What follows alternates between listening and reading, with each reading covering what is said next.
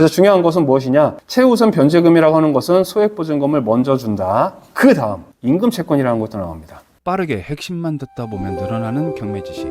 재보경.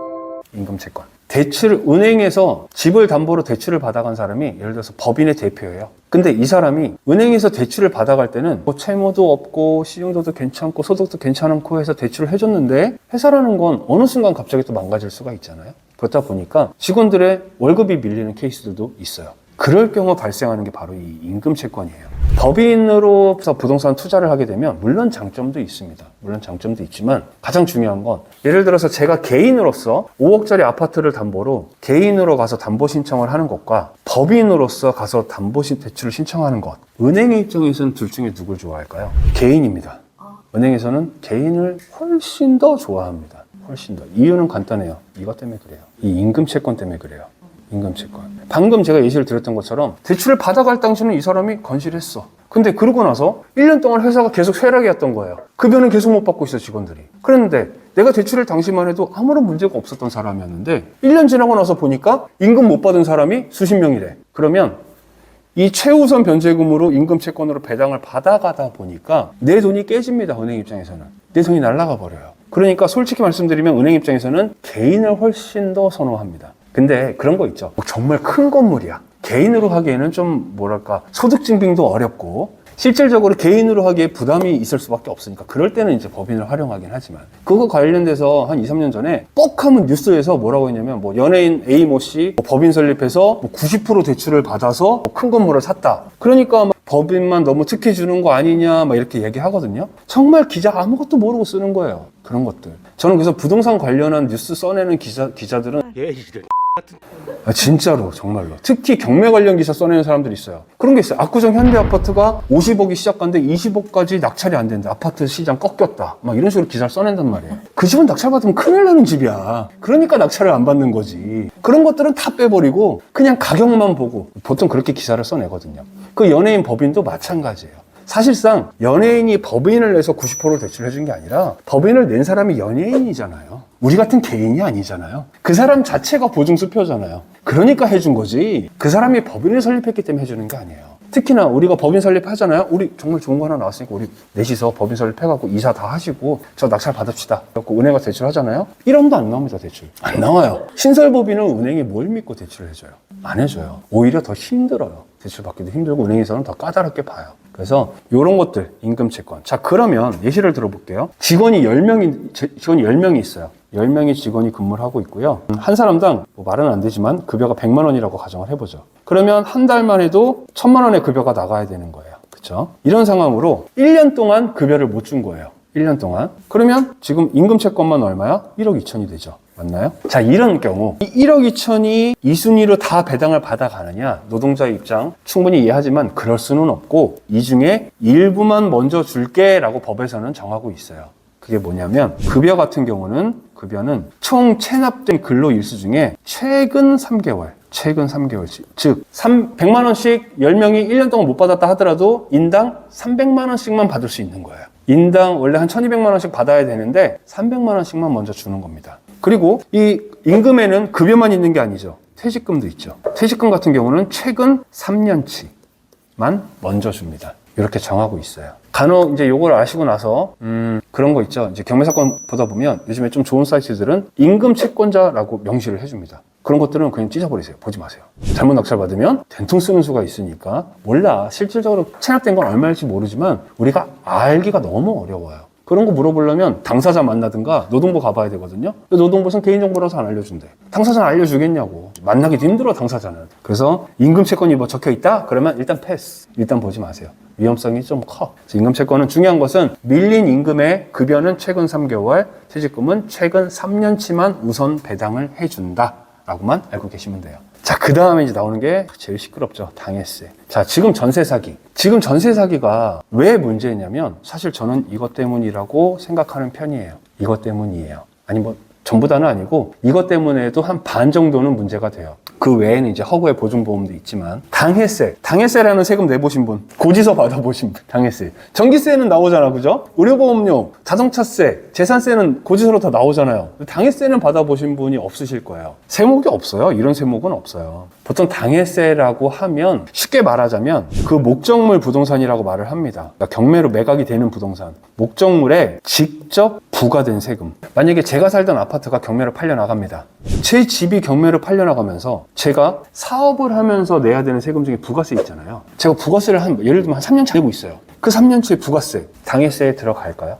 부동산이 직접 부과된 시간이 아니고. 그렇죠. 그래서 실질적으로 이게 사전적 의미를 제가 설명드린 게 아니고요. 제가 여러분들 이해하기 편하라고 이렇게 설명드린 건데 그 부동산에 직접적으로 연관된 세금이 아니라면 당해세가 아니다라고 생각을 하시는 게 맞아요. 그러면 종류가 있죠. 일단 법원에서 당해세라고 명명하는 것들에 대한 필수 요건이 있어요. 위에 보시는 이 세 가지입니다. 자, 일단 첫 번째, 담보로 설정할 당시에 예측이 가능해야 한다. 여러분들 프린트물에 다 있어요. 그 화면만 보시면 됩니다. 담보 설정 당시 예측이 가능해야 한다. 이게 무슨 말이냐? 제가 은행의 입장이 돼볼게요. A라는 사람이 제 은행에 와서 담보대출을 해달래요. 그러면 저는 예상을 해야 됩니다. 혹시 얘가 취득세를 안 내지 않았을까? 양도세를 안 내지 않았을까? 혹은 재산세를 안 내지 않았을까? 그래서 보통 담보대출 신청하면 은행에서 필요 서류로 세금 완납 증명원을 요구합니다. 세금 완납 증명원은요, 내가 단돈 1원이라도 안 낸 세금이 있다면 발급되지 않아요. 그래서 납세 영수증을 가끔 띄어가시는 분들이 있거든요.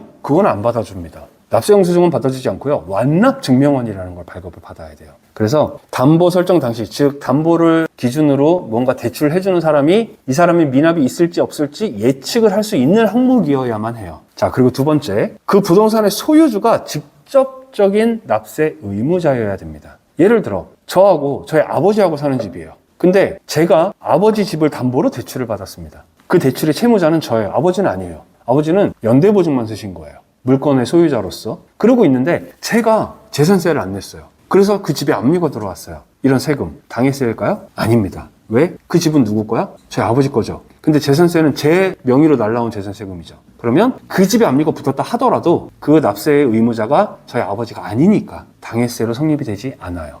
그래서 납세 의무자가 꼭 부동산의 소유주여야 된다라는 거고, 세 번째로는 비슷한 얘기지만 그 부동산에 관련된 세금이어야만 해요. 예를 들어 볼게요. 제가 관악구에 아파트가 2개 있고요. 빌라가 3개 있습니다. 재산세를 다 미납을 했어요. 그랬는데 이 아파트 2개가 경매로 매각이 됩니다. 이 집들 2개, 여기 3개도 다 세금에 대한 압류가 들어왔을 거예요. 근데 이 아파트 2개가 경매로 매각이 되면서 이 빌라에도 매겨진 세금이 있잖아요. 얘네들 것도 여기에 얹을 수 있거든요. 얹을 수 있어요. 자, 그렇다면 이 5개를 합친 금액은 예를 들면 1,000만 원이라고 가정을 해보고요. 1,000만 원이고 그 2개만 하면 800만 원이에요. 자, 그러면 당해세로서 우선 배당 받아가는 금액은 얼마일까요? 800만 원과 1,000만 원 중에.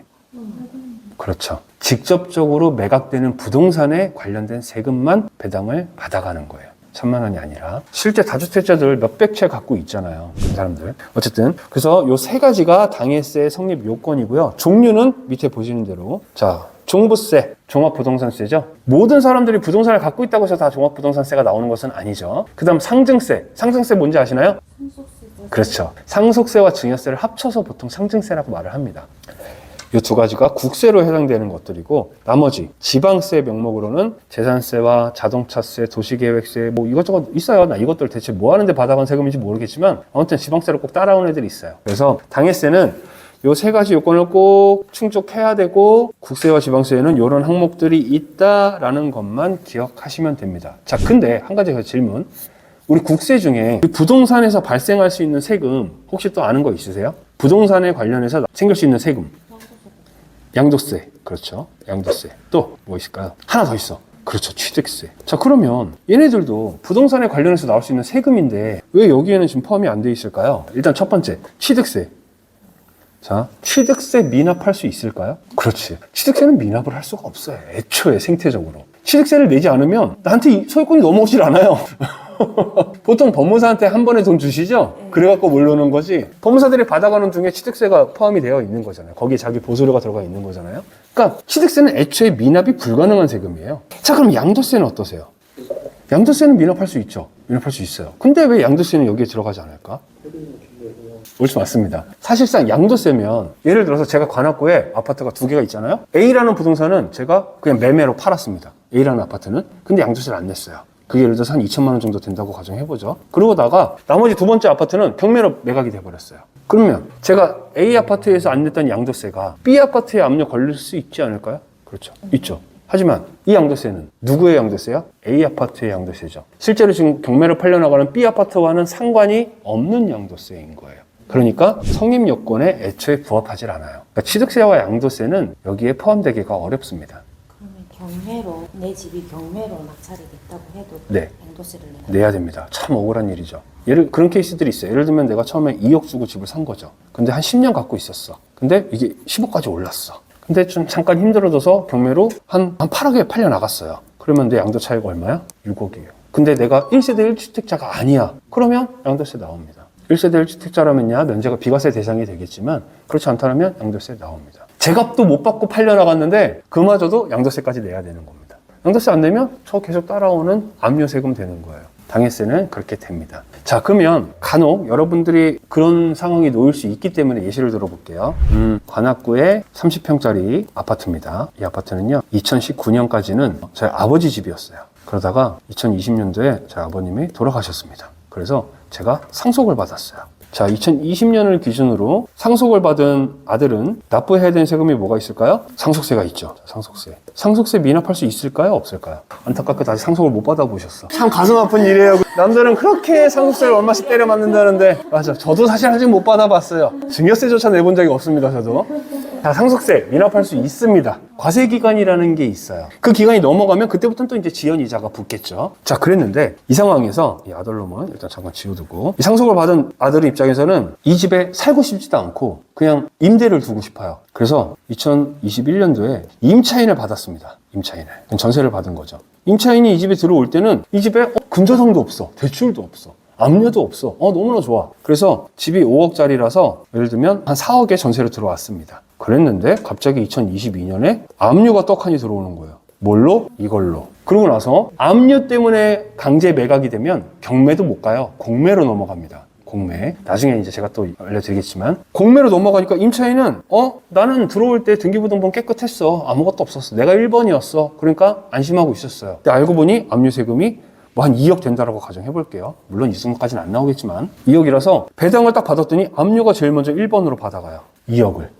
5억짜리 집이 좋아. 진짜 잘 돼서 5억에 낙찰됐다라고 보죠. 얼마 남아요? 2억 배당 받아가면 3억 남죠. 임차인은 1억이 날아가 버리는 거예요. 이럴 수도 있습니다. 충분히. 참 어렵죠. 무서운 거죠. 그래서 제가 이제 첫 시간에 얘기했던 것처럼 압류는 참 여러 사람 힘들게 만드는 것 중에 하나예요. 절대 손해보지 않습니다. 나라에서는. 이런 한 장. 그런데 이례적으로 이번에 전세 사기가 워낙 컸다 보니까 23년 4월 달에 정말 이례적인 변화가 일어났죠. 뭐냐면 이 당해세가 이 임차인의 보증금에 문제를 일으킨다면 양보해줄게. 원래는 당해세가 무슨 일이 있어도 제일 먼저 받아갔었거든요. 근데 이제는 임차인들이 너무나 큰 피해를 보다 보니까 당해세가 순번을 좀 양보해주고 있어요. 자, 그래서 다시 한번 이 순위까지 정리하자면 경매지역행 비용, 경매 신청 비용이 가장 먼저 받아가고 그 다음 최우선 변제금이라는 애들이 받아가는데 그 중엔 대표적으로 임차인의 소액보증금. 소액보증금은 보증금에 전액을 해주는 것이 아니라 지역 따라 해주는 금액이 정해져 있다. 그거를 외우려고 하지 마시고 인터넷 검색만 해도 나오니까 필요에 따라서 그때그때 찾으시면 돼요.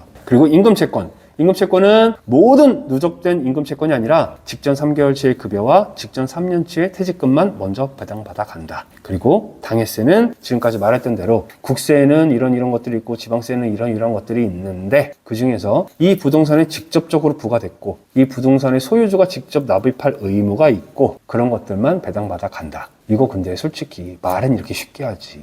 예를 들어 볼까요? 관악구에 있는 A 아파트를 제가 소유하고 있는데 경매로 팔려 나갑니다. 근데 압류가 용산세무서라고 가정을 해볼게요. 용산세무서에서 압류를 건 거예요. 자, 이 세금이 당해세일까요? 아닐까요? 아니다. 이거보다 먼저 세무서에서 압류를 걸었다면 국세일까요? 지방세일까요?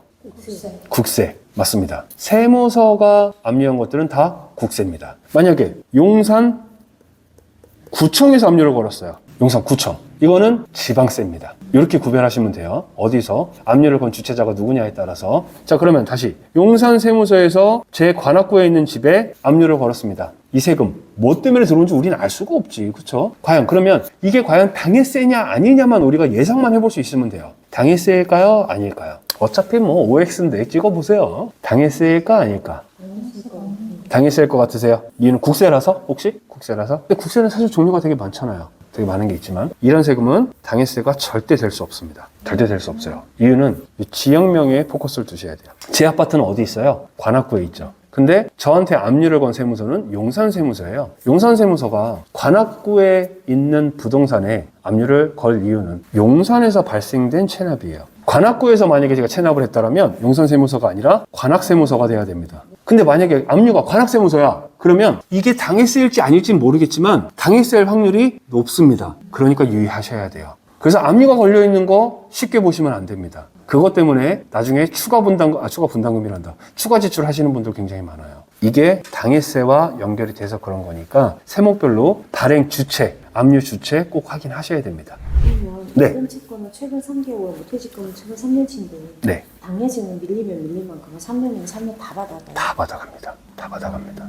네. 당해세가 참 무서운 거예요. 참 무섭죠. 그리고 우리 등기부등본에서 첫 시간에 우리 얘기했던 것 중에 등기부등본에서 우선순위를 정하는 가장 기준이 되는 애가 뭘까요? 예를 들어서 등기부등본에, 제 집 등기부등본에 근저당 들어온 사람도 있고 가압류 걸린 사람도 있고 압류 건 사람도 있고 막 여러 사람이 있어요. 이 사람들을 줄을 세워야 될 거 아니야. 돈을 나눠주려면. 그 기준이 되는 게 무엇일까요? 등기부등본에 기재된 날짜입니다. 예를 들면 저한테 1억을 제 집을 담보로 어제 빌려주셨어요. 그리고 어제 근저당 신청을 하셨어요. 그리고 오늘 저한테 또 돈을 추가로 빌려주셨어요. 그리고 오늘 근저당 신청을 하시겠죠. 그랬는데 어제 깜빡하고 못한 거야, 근저당 설정을. 돈은 어제 빌려주셨지만. 그래서 오늘 하셨어. 오늘 두 분이서 같이 근저당 설정을 하게 되겠죠. 그렇게 되면 두 분 다 동순위가 돼요. 먼저 빌려주셨음에도 불구하고. 왜? 같은 날 설정이 됐으니까.